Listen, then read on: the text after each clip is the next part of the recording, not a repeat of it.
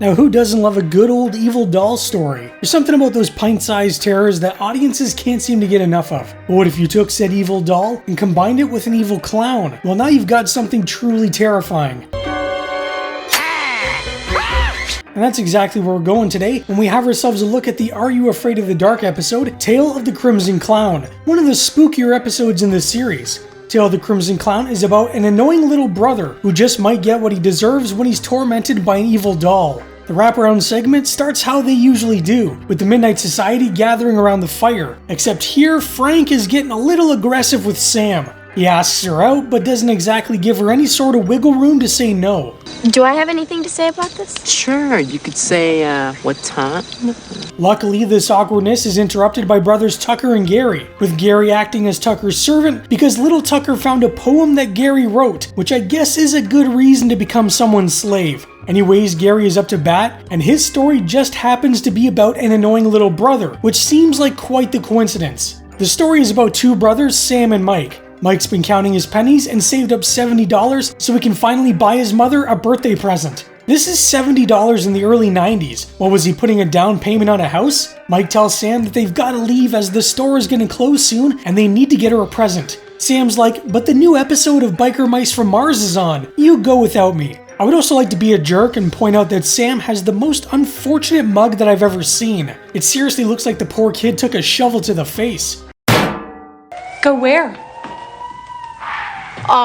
Skating. The boy's mother nearly overhears what they're planning, but they have to play it off as if they're going out skating and definitely not buying her a present. At a nearby toy store, we get a cameo from Godzilla and Zeebo, another classic spooky clown from the series. The two brothers enter a gift shop, but Sam, who would rather be at the toy store, ditches his brother, but not before coming up with the greatest insult you'll ever hear. And don't leave till I come get you. Yes, ma'am. Ooh, those peak 90s insults. Mike does some perusing through the store, and everything kinda looks like the sort of junk you'd find at the thrift store, including this weird clown. Can I help you? Oh. The shopkeep just comes out of nowhere, scaring the hell out of Mike, but he should act as a cautionary tale out there for all of you that don't brush their teeth. The shopkeep is like, "What are you buying?" and gets fairly excited when he finds out Mike is willing to spend 70 Canada bucks. He hands Mike some random tchotchke that'll just sit on his shelf collecting dust, and Mike is like, that's perfect, my mom also sits around collecting dust. Mike tries paying, but then notices he's all out of Canadian Tire money. Is there a problem? Yeah, your teeth. Mike thinks he just somehow forgot his money back at home. Meanwhile, his brother Sam seems to be having a staring contest with the creepy clown doll. Sam? Where did you get this? Mike quickly discovers where his money went, and it turns out Sam stole it so he could buy that Zeebo video game. I can completely relate to this. When I was younger, my sister stole my money so she could buy a Barbie doll, when that money was supposed to go towards Goosebumps books. Mike takes Sam back to the store and the shop owner's like, nope, we're closed. They go back to the gift store and Mike tries pleading with the shopkeep to just let him have the dust collector and he'll pay him tomorrow. But the shopkeep is no dummy. Sure, he might not have very good hygiene, but he's not about to be scammed. Whenever you're bad, that means when you steal. The Crimson Clown is watching you. Mike is fed up with his brother always being a pest and tells him that since he's being such a little jerk, that the Crimson Clown will be watching him. I think the name the Crimson Clown would be more fitting if the clown had red hair. Anyway, Sam and the clown get into another staring contest, and that's weird. The clown's eyes didn't flash last time. Mike's annoyed because the two of them will be late now and they don't have a gift for their mother. Sam's like, why not just put some cash in a card? Completely forgetting that he sort of just spent it on a video game. Where'd the clown go? How long was their walk? Because it looked to be about noon when they were at the store, and suddenly it's pitch black outside. I guess this is Canada in the winter. We do go from day to night in about 15 minutes. I told you to be back at 6. I wanted to come home, but Mike said he wanted to see his friends and he didn't care how late we'd be. I don't know if I've ever wanted to punch a kid as much as I want to punch Sam. This little pest is the reason why they're both late, yet he places all the blame on his older brother. Their mother gives Mike crap for keeping his little brother out all day, and this little jerk just openly mocks him. Now listen, I have to be able to count on you. You're the man of the house. I want to... I'm not sure what happened to the father, but why the hell is she putting all this responsibility on the shoulders of a 12-year-old? Also, if this is how she was when the father was still there, I can kind of understand why he took off. Sam heads to his room so he can enjoy his newly purchased video game, which is clearly made for the Sega Genesis, yet he somehow thinks he's gonna play it on the Nintendo. Maybe he knows something I don't, but I don't think those two are compatible. Also, I like how they taped off Nintendo Entertainment System, because Nintendo really likes to sue.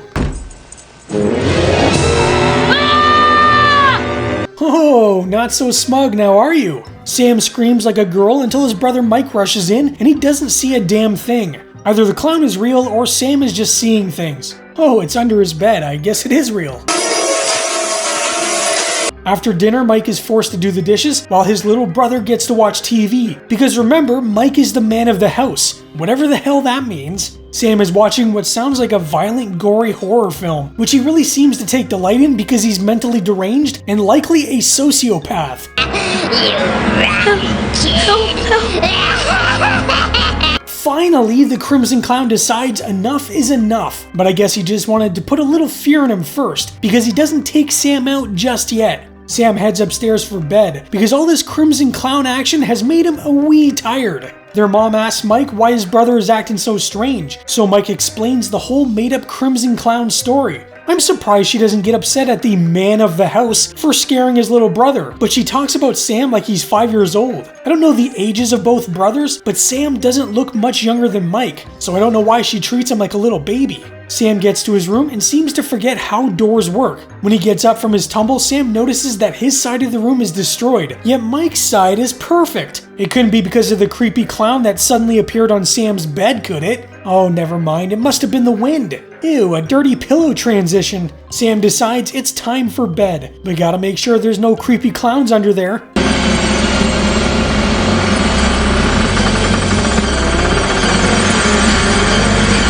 Oh, thank God. It was just Mike and not a murderous clown. Mike apologizes for making up the whole Crimson Clown thing, but let's be honest, Sam kind of deserved it. We then get one of the most creative transitions that I've ever seen, when Sam goes from laying in his bed to standing in the gift shop. As simple as it was to pull off, I love the creativity. Things go from bad to worse for Sam when the Crimson Clown shows up and he's a lot bigger than he was before. Do you know what we do to kids like you? I honestly don't want to know. Lucky for Sam, the whole thing was nothing more than a dream. Except it wasn't a dream, but why is the clown crawling under the covers? Sam manages to free himself, and when he attempts to wake Mike, well, it looks like Mike has gone bye-bye. This is strictly a Sam-free zone. The clown grabs Sam with ribbon or something, but I really want to know what the clown would do once he actually got a hold of Sam. Is he gonna eat him? The clown closes in on Sam, but then it's just suddenly the next morning. So either the whole thing was a dream, or this is purgatory. Maybe with this new lease on life, Sam can stop acting like a little jerk? Their mother opens her birthday present and it's the dust collector from the gift shop. But where did Mike get the money for it? Did he return the video game and get his money back? I can't be left hanging, I need some answers! Back with the Midnight Society, Tucker hands his brother back his little poem, learning a very valuable lesson, that his brother is bigger than him and could kick his ass. Gary tosses the poem in the fire because it was meant for Sam, but she's busy being creeped on by Frank. I just think you need to cool off. Gary then asks Sam if he could walk her home, but are they really going to leave the fire burning in the middle of the woods? Do they not remember the wildfires we had in Canada a couple years back? I'd also like to point out that Gary wrote this poem because he has a crush on Sam, or Samantha. Yet he named the annoying little brother in his story the same thing. Is he trying to say something here? One of the things I like about this episode, besides how it reminds me of Much Better Times, is the camera work. It can feel a little Evil Dead-ish at times, with the angles used or the quick cuts. Like the scene after the clown is shown under the bed. The camera pulls out of the room much like the evil force in the woods from Evil Dead. There's also the part where Sam's legs are grabbed by ribbon from the clown, which reminded me of a certain scene from Evil Dead that I'm not gonna get into. I have no idea if any of it was supposed to be an homage to the classic Sam Raimi films, but certainly felt that way to me. Though I could just be looking for it because I am such a huge Evil Dead fan. Groovy.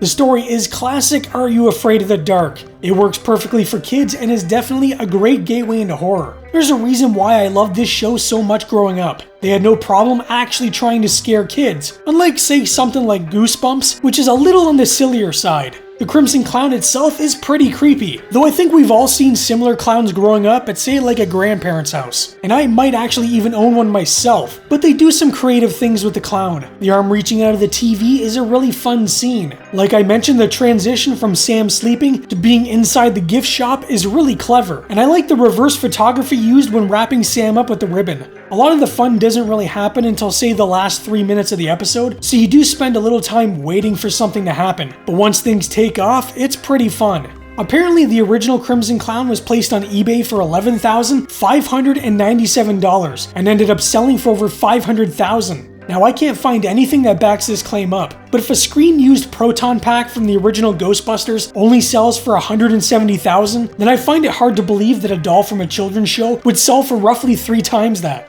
I had no idea it'd be so much I won't pay it. The Tale of the Crimson Clown is a pretty fun and spooky episode from Are You Afraid of the Dark? If you want to relive your youth or introduce your little ones to something that's a little scary but very tame, then you can't go wrong with this. But what do you think of the Tale of the Crimson Clown? Let me know down in the comments. Anyways, that's all for today. I hope I see you in the next one, and stay spooky! No one will help you, Sam. You're a bad kid.